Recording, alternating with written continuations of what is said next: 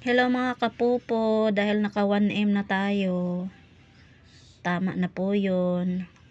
Malaking pera na po yan guys, 1M and 16k coins.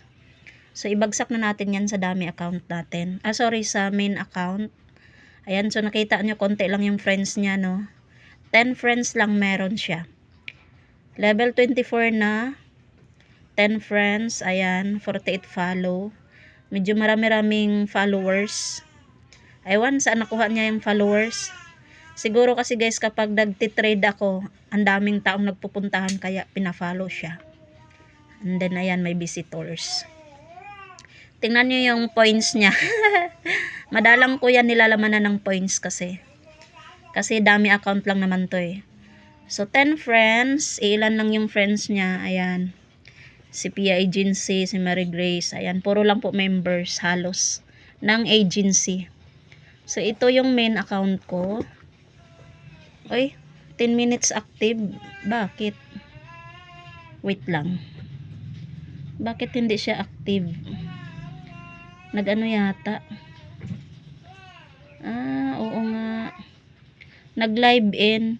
Minsan ganun guys, kapag nagsasama yung dalawang account sa isang phone, nagla-live in siya.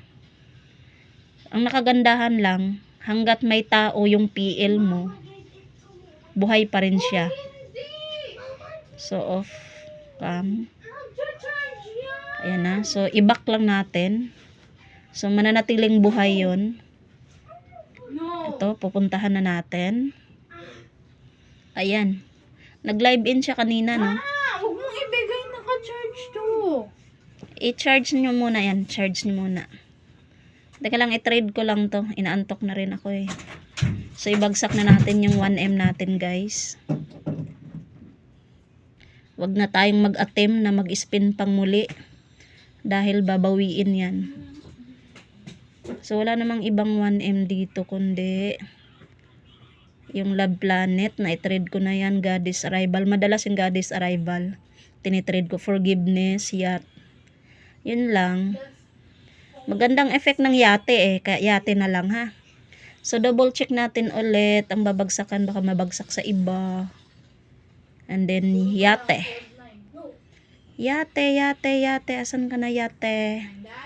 Yate lang para isahang bagsakan. Okay, here we go. Yan, ang ganda ng effect niya, no?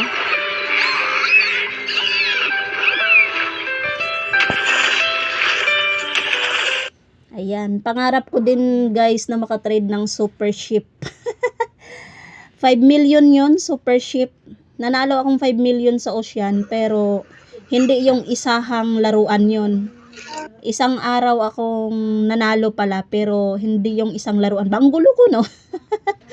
Kumbaga, putol-putol siya na pagka 5M.